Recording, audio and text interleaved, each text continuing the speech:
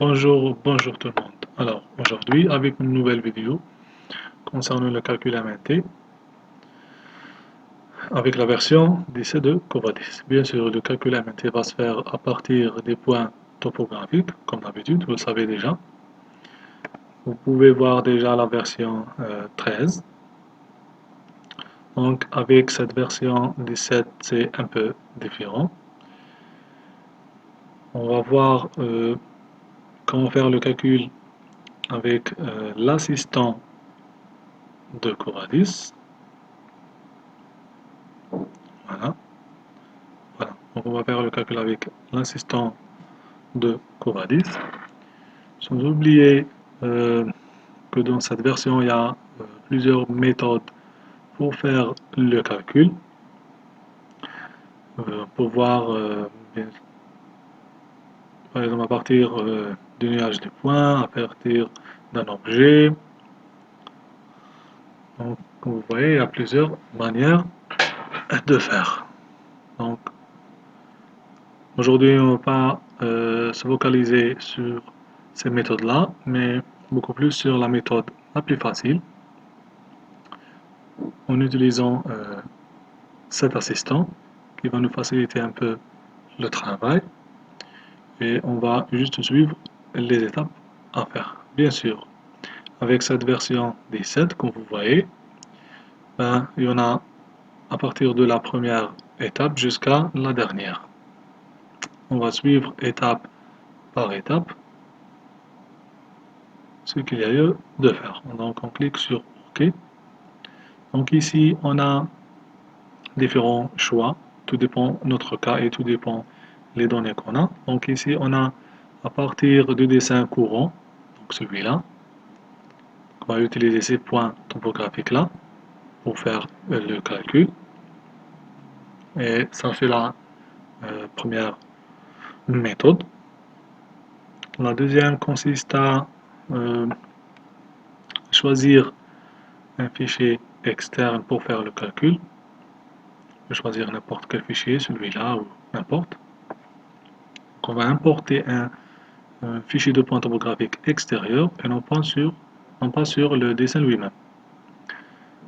Donc sur la première, c'était sur le dessin courant. La deuxième, c'était un fichier externe. Ici, on a fait la troisième méthode pour faire le calcul à partir d'un fichier externe, mais au format XL ou TXT avec séparateur, ou avec la méthode ou avec plutôt le fichier IGN. Vous voyez, plusieurs méthodes. Donc, je vais choisir un fichier Excel. On peut essayer de cliquer sur le bouton pour le visualiser. Donc, si je choisis Excel par exemple, je peux le visualiser. Ici, le petit paramétrage ici, donc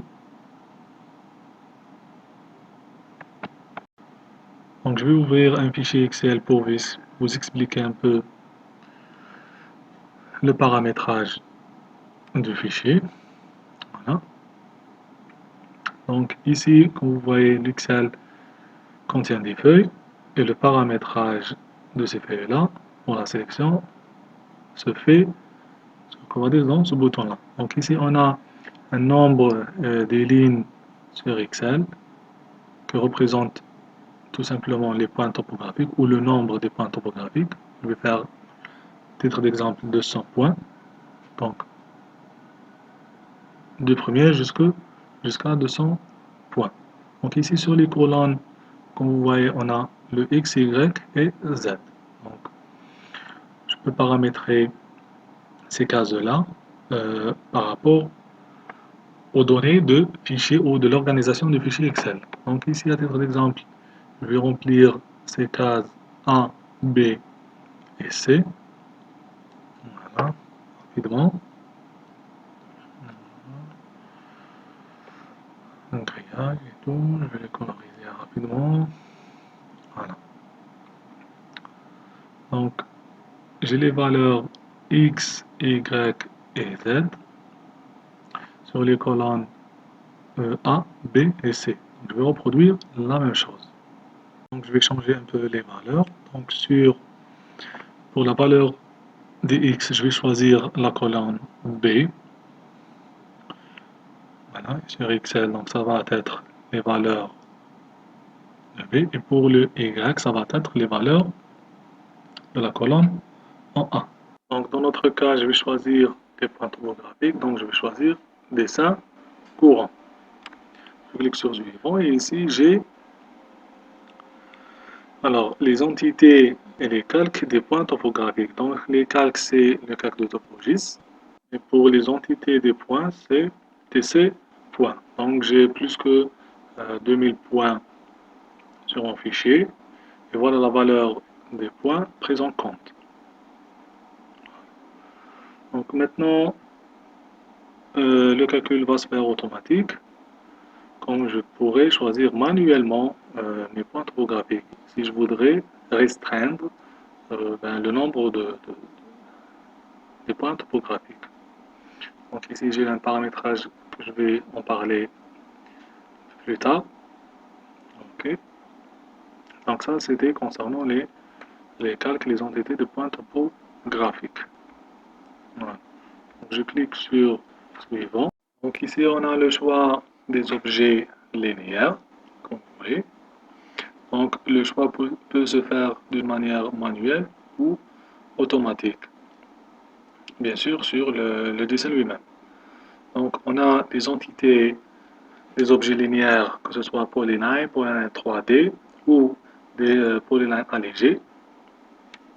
Et sur ce côté-là, on a les calques concernant ces polylines-là. Comme vous voyez, la sélection a été faite automatique par rapport aux données. Donc la même chose ici, on a un traitement ou un paramétrage.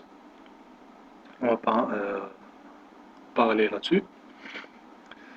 Donc on va cliquer sur suivant. Bien sûr, les polylines 3D sont très importants dans le calcul. Donc ici, j'ai ici un paramétrage ou un filtrage planimétrique. Donc planimétrique, ça veut dire en X et en Y tout au long de mon axe. Donc je vais cliquer sur suivant. Et ici, j'ai un filtrage altimétrique. Il veut dire je vais créer un intervalle de sélection, non pas en X et Y, mais en Z, qui veut dire l'altitude de mes points topographiques. Donc je peux limiter mes valeurs minimum et maximum selon le besoin et selon les contraintes que j'ai. Donc ici, j'ai l'ignorance des points à altitude nulle. Bien sûr, ce n'est pas nécessaire de les afficher. Je clique sur suivant.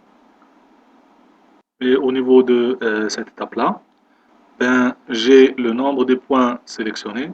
C'est une récap de toutes les étapes que je suis passé par-dessus.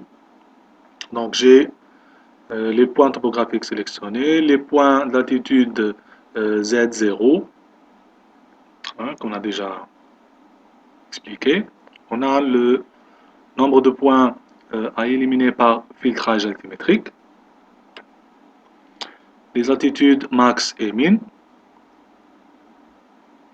les points disponibles et bien sûr les lignes de rupture à nombre 0. Ok. Dans cette dernière étape qui consiste à dessiner le MNT, donc on a les propriétés de l'objet. Donc ici j'ai le préfixe, c'est le TN. Et ici j'ai le MNT associatif, donc il va associer tous les MNT sur un seul MNT, un seul et unique MNT. Après j'ai ici la description du MNT qui est un terrain naturel, donc TN, terrain naturel, et non pas un projet. Donc ça c'est concernant les propriétés. Maintenant concernant le calque de dessin. Donc la couleur en vert, je pourrais choisir ou modifier cette couleur selon besoin. Donc j'ai l'orange qui est la valeur 40. Donc ici, j'ai écrire le préfixe du MNT sur le calque. Donc j'aurai un calque de TN MNT. Et ici, j'ai le graphisme. Maintenant, si je voudrais afficher la triangulation en 2D sur l'AVP ou en 3D sur l'AVP. Donc, ici, j'ai l'espacement des courbes de niveau. Au préalable, les versions précédentes n'avaient pas cette propriété d'afficher les courbes de niveau avec le MNT. Maintenant, c'est possible. Ce bouton concerne l'affichage ou le dessin du contour externe, la limite d'emprise du MNT. Et en dernier lieu, j'ai le listing récapitulatif du paramétrage et d'affichage des points et du MNT en même temps. Si je voudrais l'afficher ou pas. Et ici, si j'ai un listing déjà affiché, donc je vais le supprimer. Voilà. Donc après le calcul MNT, donc je vais afficher le résultat final. Que voilà. Donc je vais attendre un moment tant que le listing s'affiche. Voilà.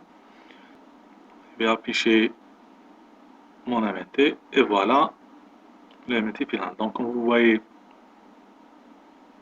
il y a le MNT et les courbes de niveau sur un même fichier.